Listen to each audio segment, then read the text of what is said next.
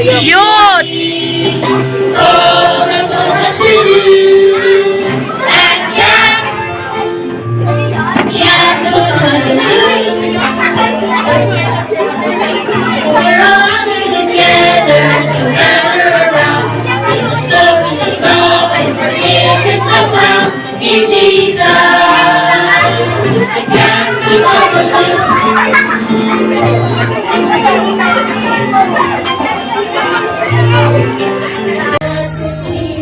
Vacation Bible School, Vacation Bible School, Vacation Bible School.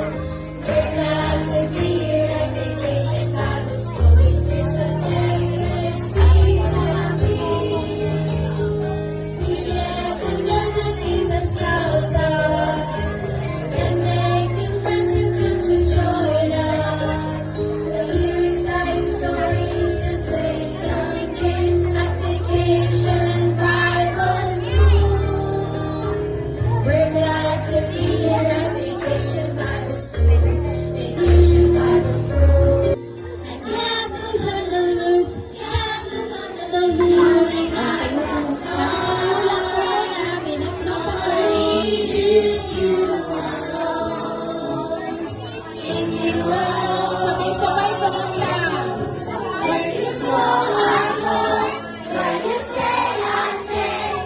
Where you move, I move. I will follow you. While you love, I love. While you serve, I serve. If this life I lose, I will follow you. Yeah, I will follow you. Yeah. Loose. And campus on the loose, campus on the loose. O, tayo po. Tayo lang po muna. May next song pa po. Kaligtasan po ay manggagaling kay Jesus. Dahil po sa kasalanan natin ay nahiwalay po tayo kay Jesus. Dahil sila Adan at Eva ay sumuway sa utos ng Diyos. Pero dahil po kay sa Diyos, dahil binigay niya po ang kanyang bugtong na anak, tayo po ay naligtas. Sabi niya po sa John 16, for God, sapagkat gayon na lamang ang pag-ibig ng Diyos sa sanlibutan, kaya ibinigay niya ang kanyang bugtong ng anak po. At sa kanya isorgit tayo, di mapama, kundi magkaroon ng buhay na walang hanggan. Sabi po sa verse na ito, kung sino raw po ang sumampalataya sa Diyos, ay siyang maliligtas. At magkakaroon. At magkakaroon ng buhay na walang hanggan sa lugar natin. Okay.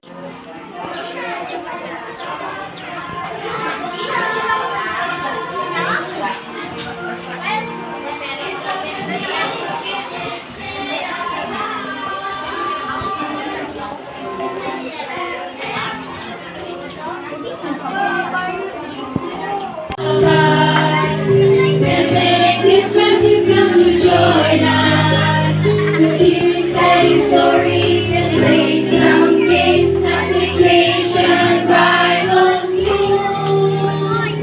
We're glad to be here at Vacation Bible School. Vacation Bible School. Vacation Bible School. We're glad to be here at Vacation Bible School. This is the best place we could be.